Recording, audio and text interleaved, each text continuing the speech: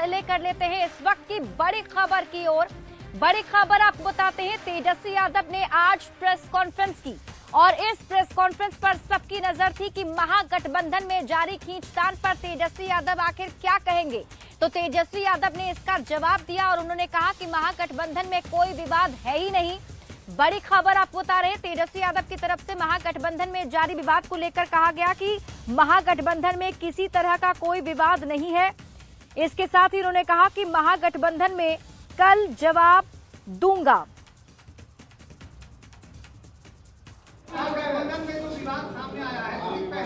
कोई विवाद नहीं है, कल बात करेंगे, कल आप लोगों को सबका जवाब मिलेगा। बहुत बहुत धन्यवाद।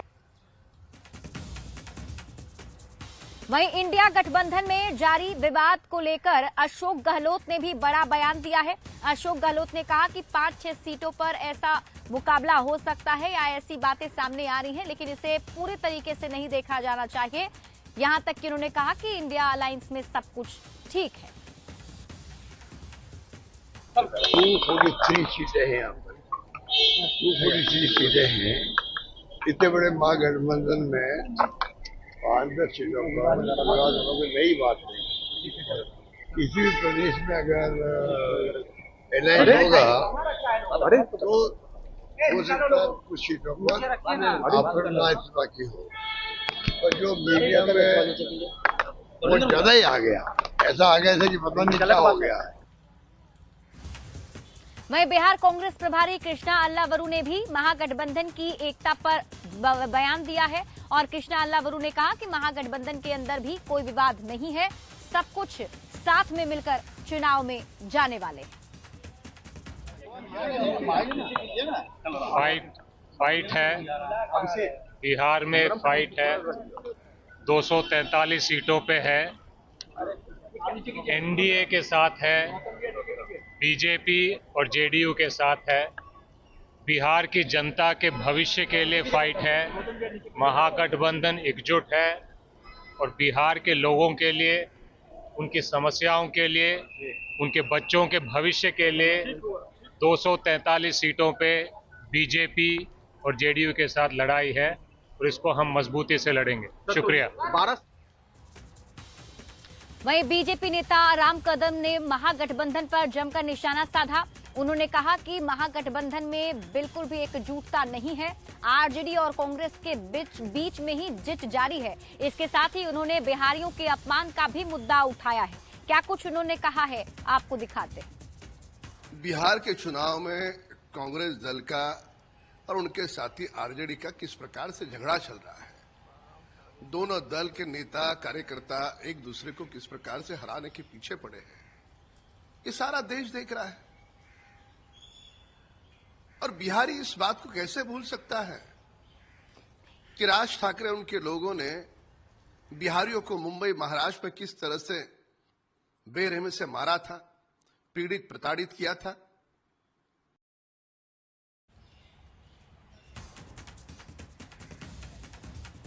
और इस बीच आपको अगली खबर बताते हैं। देखिए, जेडीयू की तरफ से भी कई दावे किए जा रहे हैं और इस बार चुनाव में जीत की बातें भी कही जा रही है। जेडीयू प्रेसिडेंट से बात की है न्यूज 18 संवाददाता आनंद अमृतराज ने। तो जेडीयू के प्रदेश अध्यक्ष उमेश कुशवाहा इस वक्त हमारे साथ मौजूद हैं। उमेश जी, क्या माहौल दिख रहा है? माहौल चारों तरफ एनडीए में है, एनडीए का लहर है। 243 सीट पर हम लोग चुनाव जीत रहे हैं।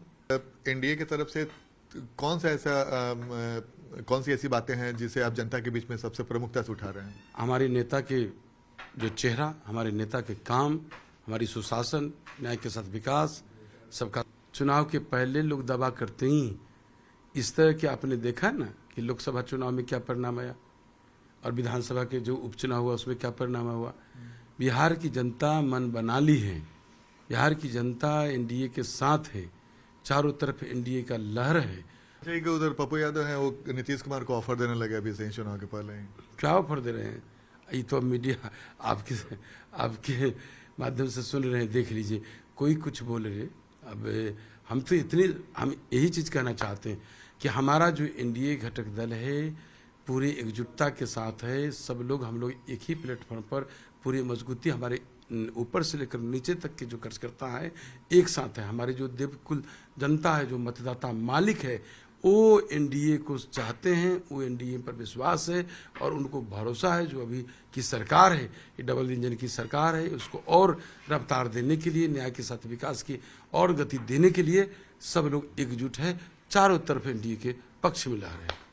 तो ये थे हमारे साथ जेडीयू के प्रदेश अध्यक्ष और महानार से जेडीयू के उम्मीदवार उमेश कुशवाहा। कैमरामैन दीपक के साथ आनंद अमृतराज, न्यूज 18 नेटवर्क, पटना। महागठबंधन में अभी भी कई सीटों पर क्लेश जारी है और इसी बीच सीएम के चेहरे को लेकर भी सवाल पूछा जा रहा है। दीपांकर भट्टाचार्य से जब सीएम चेहरे को लेकर के सवाल पूछा गया तो दीपांकर भट्टाचार्य ने कहा कि अगर बिहार में महागठबंधन की सरकार बनती है तो तेजस्वी यादव ही उसके प्रमुख चेहरा हैं, इसमें कहीं कोई भ्रम की स्थिति नहीं। और भी उन्होंने बहुत बातें कही हैं, आपको दिखाते हैं। बिल्कुल हमें लगता है कि देखिए अभी तक औपचारिक घोषणा नहीं हुई, तो अब औपचारिक घोषणा भी हो जाएगी और बिल्कुल हो जाएगी। क्यों नहीं, इसमें तो कोई है ही नहीं, इसमें किसी तरह का कोई कंफ्यूजन नहीं है।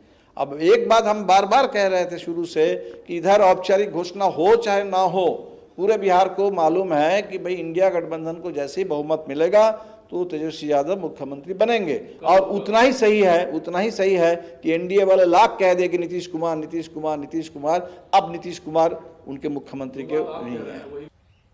वहीं बीजेपी के राष्ट्रीय प्रवक्ता शहजाद पूनावाला ने भी सीएम चेहरे को लेकर महागठबंधन पर निशाना साधा है। शहजाद पूनावाला की तरफ से कहा गया कि बड़े तामझाम के साथ तेजस्वी यादव ने राहुल गांधी को प्रधानमंत्री तो प्रोजेक्ट कर दिया, लेकिन बिहार में महागठबंधन की तरफ से तेजस्वी यादव को सीएम चेहरा प्रोजेक्ट नहीं किया जा रहा है।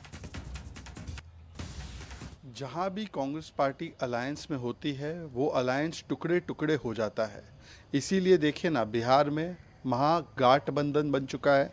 कांग्रेस आरजेडी के खिलाफ, लेफ्ट के खिलाफ, वीआईपी के खिलाफ लड़ रही है, तेजस्वी जी को चेहरा बनाने से इनकार कर रही है। और अब महाराष्ट्र में भी महाविकास अघाड़ी नहीं है ये एमवीए, ये महाविभाजन अघाड़ी बन चुका है। वहाँ पर भी जो राजनीतिक निकाह फरमाया था वो अब 3 तलाक में तब्दील हो चुका है, क्योंकि इनके पास कोई कॉमन तो कुछ होता नहीं है। बिहार से लेकर महाराष्ट्र तक इनके अलायंस में no mission no vision, only अपना अपना एम्बिशन, अपना अपना पोजीशन, अपना अपना करप्शन, कंफ्यूजन और डिवीजन की पॉलिटिक्स लेकर ये लोग साथ चलते हैं। तो कितने दिन साथ में रहेंगे भाई? उद्धव सेना और कांग्रेस में क्या कॉमन है? क्या नेचुरल पार्टनर्स है? वहीं जेडीयू के राष्ट्रीय प्रवक्ता राजीव रंजन ने प्रशांत किशोर पर हमला बोला है। दरअसल प्रशांत किशोर ने बीजेपी के नेताओं पर गंभीर आरोप लगाए और उसी का जवाब देते हुए, पलटवार करते हुए राजीव रंजन ने कहा कि प्रशांत किशोर बिना किसी सबूत के ये गंभीर आरोप लगा रहे हैं। इसके साथ उन्होंने ये भी कहा कि एनडीए सरकार ने जनता के लिए काम किए हैं और इसका असर चुनाव में दिखाई देगा।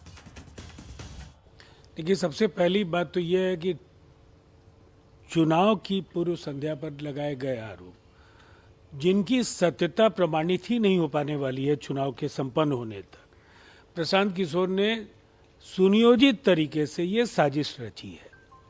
जब उनसे पूछा जाता है कि आपके पास जो ये पूरा का पूरा महंगा अभियान है, हजारों करोड़ रुपए आपने पार्टी के संगठन को खड़ा करने में और उसका चुनाव अभियान में लगाए हैं, इनका स्रोत क्या है? तो उनके जवाब किसी को संतुष्ट नहीं कर पाते हैं। तो ये परसेप्शन की लड़ाई है, वो कोशिश कर रहे थे जिसमें वो विफल हुए। एनडीए ने शानदार काम किया, इसका लाभ एनडीए को मिलना है। देखिए, बिहार विधानसभा चुनाव में इस वक्त महिलाओं पर ज्यादा फोकस किया जा रहा है। तेजस्वी यादव ने भी प्रेस कॉन्फ्रेंस करके जीविका दीदियों के लिए बड़ा ऐलान किया है। तेजस्वी यादव ने कहा है कि जो जीविका दीदी हैं उन्हें स्थायी किया जाएगा। अगर महागठबंधन की सरकार बनती है तो उन्हें 30,000 रुपए की सैलरी भी दी जाएगी। और भी कई वादे तेजस्वी यादव ने किए हैं, आपको दिखाते हैं।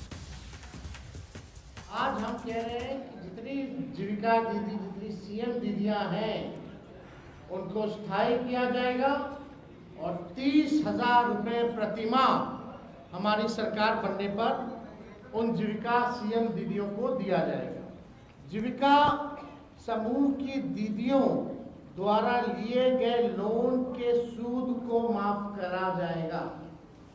यानी अब तक जितना समूह, जितनी जीविका दीदी लोन ली है, जो उनका इंटरेस्ट है उसको इंटरेस्ट को हम लोग जो है माफ जो है करने का काम करेंगे। सिर्फ यही नहीं, तेजस्वी यादव ने जीविका दीदियों को लेकर एक और बड़ा ऐलान किया है। तेजस्वी यादव ने कहा है कि अगर उनकी सरकार बनती है तो जीविका दीदियों के लिए 5 लाख रुपए तक की बीमा कराई जाएगी। उनका ये कहना है कि जीविका दीदी हर परिस्थिति में काम करती हैं, इसलिए उनकी सुरक्षा को लेकर सरकार ध्यान देगी अगर उनकी सरकार बिहार में बनती है।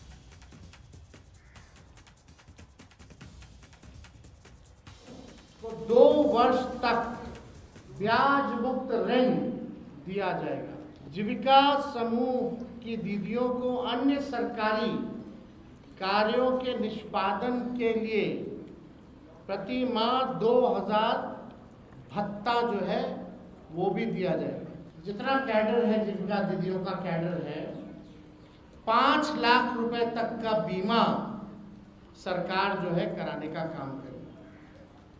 5 लाख तक का उनका बीमा सरकार। वहीं तेजस्वी यादव ने बिहार की लड़कियों के लिए भी बड़ा ऐलान किया है। तेजस्वी यादव ने कहा कि अगर महागठबंधन की सरकार बनती है तो सरकार मां और बेटी योजना लेकर आएगी, जिसमें बेटियों की पढ़ाई से लेकर उनकी नौकरी तक की व्यवस्था सरकार करेगी। और भी वादे उन्होंने किए हैं। क्या कुछ कहा है आपको दिखाते हैं।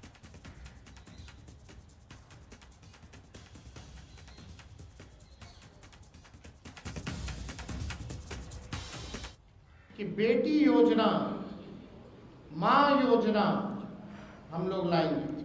बेटी योजना का बी से बेनिफिट, ई से एजुकेशन, टी से ट्रेनिंग और आई से इनकम। यानी जब से हमारी बच्चियां पैदा होती हैं इनकम तक उनके लिए अलग से एक प्रोग्राम चला जाएगा, पढ़ाई की, ट्रेनिंग की और इनकम दिलाने तक की ये व्यवस्था उन माँ बहनों को हम लोग कराने।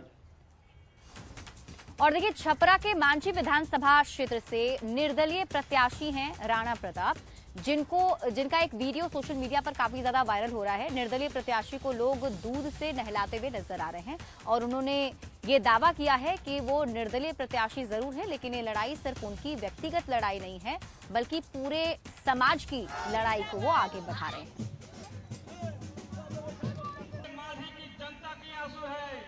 मान समाज और गरीब श्रवण को धमकाया जा रहा है। आप फेसबुक पर देखिए, मुझे गाली दी जा रही है, व्यक्तिगत रूप से नहीं है, मांझी की जनता को गाली दी जा रही है। जब फेसबुक पर लोग जब अपलोड करते हैं कि मांझी के बेटा को आप वोट दीजिए, तो आप बताइए कि मांझी की जनता के क्यों लोग गाली दे रहे हैं। हर किसी घर में माता पिता है। ये मांझी की जनता, ये मांझी की जनता निश्चित तौर पर उन लोगों को सबक सिखाएगी जो अंदरूनी रूप से विधायक भ्रष्ट है और जो विदेशी है वह भी भ्रष्ट है। ये कब्जा करना दोनों व्यक्ति चाहते हैं।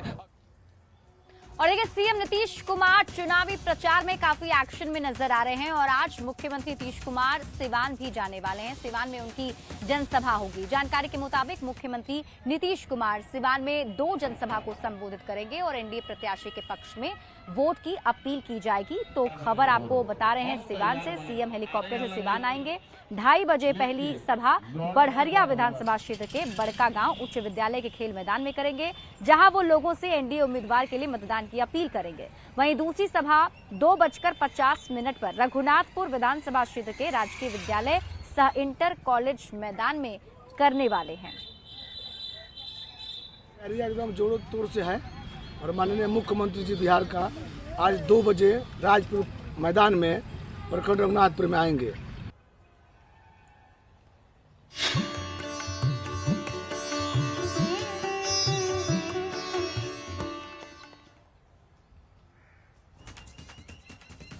और देखिए, दीपावली के बाद अब लोग जो हैं वो छठ महापर्व की तैयारी में जुट गए हैं। सिवान से आपको खबर बताते हैं। सिवान में जहां पर घाटों की तैयारी शुरू कर दी गई है, लेकिन यहां दाहा नदी काफी ज्यादा उसका जलस्तर बढ़ जाने की वजह से लोगों के अंदर चिंता भी बनी हुई है कि आखिर किस तरीके से यहां छठ पूजा मनाई जाएगी। लेकिन प्रशासन की तरफ से तैयारियां दुरुस्त करने का दावा किया जा रहा है।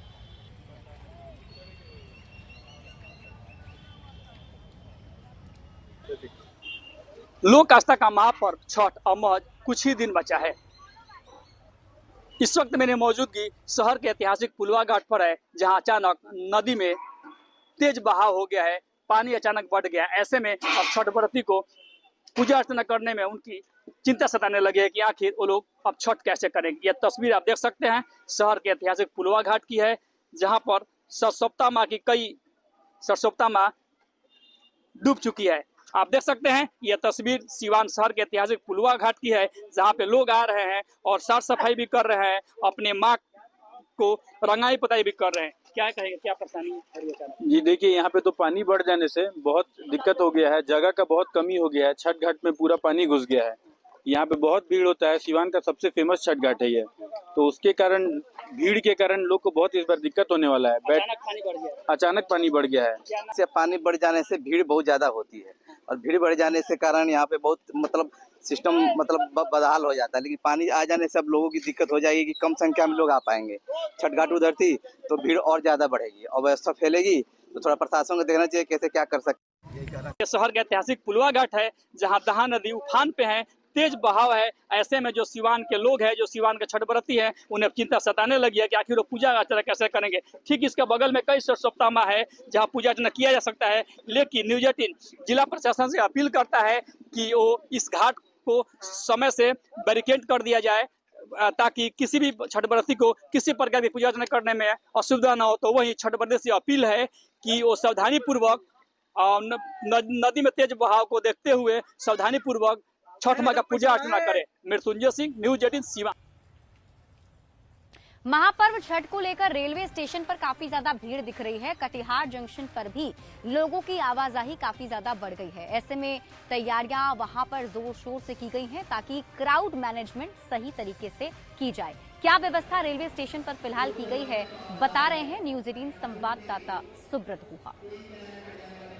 महापर्व छठ को लेकर कटिहार रेल मंडल में भी विशेष व्यवस्था किया गया। आपको दिखा रहे हैं ये यात्रियों के लिए एक जोन बनाया गया है और इसमें तमाम व्यवस्था की बात किया गया। कटिहार डीआरएम हमारे साथ है, जरा बात कर लेते हैं क्या व्यवस्था किया गया है महापर्व छठ को लेकर। सर, क्राउड फेस्टिवल से क्राउड काफ़ी होता है, क्या व्यवस्था किया गया रेलवे की तरफ से? हाँ, स्पेशली जो है स्टेशन में अगर देख रहे हैं बगल में जो है हम लोग क्राउड मैनेजमेंट के लिए होल्डिंग एरिया के नाम में एक शेड बनाया गया, ताकि जो है कुछ जो एडवांस में जो आ जाता है प्लेटफॉर्म टिकट बिना भी कोई जो आ जाता है उसको कुछ टाइम के लिए आप बिताने के लिए जो हम लोग होल्डिंग एरिया बनाया गया है। सर, ट्रेन की इंतजार करने वाले यात्रियों के लिए क्या क्या व्यवस्था है? इस होल्डिंग एरिया में क्या क्या व्यवस्था सुनिश्चित की जाएगी? जैसे वेटिंग हॉल में जो सुविधा है एज फार एज पॉसिबल हम लोग सारा सुविधा लगा देना चाहते हैं। जिस तरह व्यवस्था बहुत अच्छा है सबके लिए। ये व्यवस्था अच्छा है। हाँ, महापर्व छठ को लेकर काफ़ी लोग आते हैं कटिहार में, व्यवस्था ठीक है। सही बात। यहाँ पे भीड़ भी बहुत होता, आदमी भी बहुत आते, बैठने के लिए जो जगह की अच्छा है। जो यात्री है जो दूर तक सफ़र कर रहे हैं वो भी इस व्यवस्था की तारीफ कर रहे हैं। एक बार आपको फिर दिखाते हैं, ये कटिहार जंक्शन है और महापर्व छठ को लेकर बड़ी संख्या में लोग यहाँ तक आते हैं और इसी को लेकर ये व्यवस्था सुनिश्चित किया गया है। और तमाम जो सुरक्षा व्यवस्था के साथ साथ कटिहार रेल मंडल के तरफ से क्राउड मैनेजमेंट के लिए ये व्यवस्था किया गया है। सुब्रत, न्यूज़ 18 कटिहार। लोक आस्था के महापर्व छठ को लेकर पटना में भी तैयारी जोर शोर से की जा रही है। इस बार 91 गंगा घाट और 61 तालाबों पर जो श्रद्धालु हैं वो छठ पूजा कर पाएंगे, इसकी व्यवस्था की गई है। गंगा घाट पर चेंजिंग रूम बनाई जाए ताकि श्रद्धालुओं को दिक्कत ना हो। इसके साथ ही शुद्ध पेयजल की व्यवस्था वहां पर की जाए। ऐसी तमाम व्यवस्थाएं गंगा घाट पर की जा रही है। जायजा लिया है न्यूज 18 संवाददाता धर्मेंद्र कुमार ने। लोक आस्था के महापर्व छठ को लेकर घाटों की तैयारी अंतिम रूप में है। तमाम घाटों को राजधानी में तैयार किया जा रहा है। खुद जो नगर निगम का आयुक्त हैं वो लगातार घाटों का निरीक्षण कर रहे हैं और तमाम घाटों की जो तैयारी है वो पुख्ता किया जा रहा है कि किसी भी तरह की कोई उसमें कोई कमी ना रहे। लगभग 51 गंगा घाट हैं और 61 तालाब हैं जिस पर कि इस बार छठ महापर्व होंगे और श्रद्धालुओं को की सुविधाओं को ध्यान में रखते हुए तमाम वो व्यवस्थाएं की जा रही हैं। लाइटिंग की जा रही है, फिर बैरिकेटिंग की जा रही है जिससे कि जो श्रद्धालु पहुंचेंगे उससे आगे वो न जाए। आप देख सकते हैं जो मजदूर हैं वो लगातार लगे हुए हैं काम में। बालू के बोरे से घाटों को बांधा जा रहा है जिससे कि लोगों को कहीं किसी तरह की परेशानी ना हो। चेंजिंग रूम नगर निगम के द्वारा 355 चेंजिंग रूम तैयार किए जाएंगे अलग अलग घाटों पर। इसके अलावा जो यात्री के शेड बनेंगे वो भी 14 बनेंगे। नियंत्रण कक्ष इस बार 106 बनाए गए हैं, जिससे कि पूरे जो तमाम गंगा घाट हैं उस पर नजर रखी जा सकेगी। और तमाम जो व्यवस्थाएं हैं उन व्यवस्थाओं का जायजा जो है लगातार नगर निगम के जो आयुक्त हैं यशपाल मीणा वो लगातार ले रहे हैं। 154 वॉच टावर बनाए गए हैं। आप देख सकते हैं कि किस तरह से घाटों पर लाइटिंग के लिए बड़े बड़े लाइट लगाए गए हैं, जिससे कि जो श्रद्धालु हैं उन्हें किसी प्रकार की कोई परेशानी ना हो सके। और ये लगातार लोक आस्था का महापर्व छठ होता है, जो तमाम व्यवस्थाएं हैं वो मजबूत रहती हैं, जिससे कि जो श्रद्धालु हैं उन्हें किसी प्रकार की परेशानी न हो सके। न्यूज 18 के लिए पटना से धर्मेंद्र कुमार। लोक आस्था के महापर्व छठ पूजा को लेकर बाजारों में भी रौनकें बढ़ गई हैं, जमकर खरीदारी हो रही है। गोपालगंज के बाजार में भी जो छठ व्रती हैं वो खरीदारी कर रहे हैं। फलों से लेकर के सूप और दौरा की खरीदारी हो रही है। आपको ये तस्वीर दिखा रहे हैं।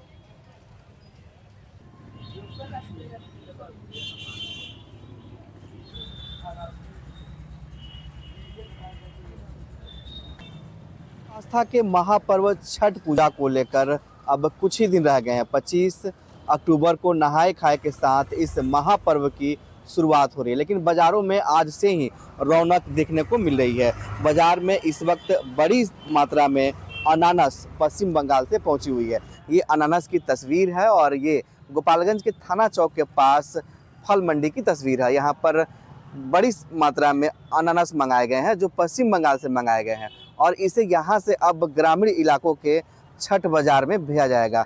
व्यापारी है हमारे साथ, इनसे ही बात करते हैं। कहाँ से इस बार अनानास मंगाए गए हैं? सिलीगुड़ी से। कितना मंगाया गया? लगभग 20 टन। मांग के अनुरूप पूरा मंगा लिया गया है। अच्छा, रेट की अगर बात करें तो पिछले साल क्या रेट था, इस बार क्या रेट है? पिछले साल से आधा है। पिछले साल 40-38 था, इस साल 20 रुपये, 21 रुपये, 18 रुपये का रेट। महंगाई कम हुआ है, फलों के दाम घटे हैं। जी जी। क्या नाम है आपका? रमेश शाह। यहाँ से बाजार में जा रहे हैं व्यापारी लोग लेकर जा रहे हैं? हाँ, सब चल जाएगा छठ में। सब आप लोग भी खरीदने के लिए आए हैं? खरीदने के लिए आए हैं। ग्रामीण इलाकों में ले जाएंगे यहाँ से। क्या नाम है आपका? सूरज कुमार। क्या क्या खरीदेंगे छठ को लेकर? पूरा छठ का जितना सामान लगता है उतना खरीदने आए हैं। हाँ। फलों की खरीदारी शुरू हो गई? शुरू हुई है। तो इस बार फल की जो डिमांड बढ़ेगी, इस बार फल महंगा है कि घटा है? घटा है, पहले से बहुत घटा है, पहले से आधा हो गया है। महापर्व को लेकर इस बार गोपालगंज के व्यवसायियों ने अलग अलग राज्यों से फलों को मंगाया है। ऐसे में फलों की दामों की अगर बात करें तो इस बार फल दुकानदारों के मुताबिक पिछले साल की तुलना में 50% दाम कम है, तो इसका फायदा सीधे तौर पर छठ व्रतियों को मिलेगा। गोविंद कुमार, न्यूज 18 गोपालगंज। और इसी के साथ इस बुलेटिन में अभी के लिए बस इतना ही। आप देखते रहिए न्यूज 18 बिहार झारखंड।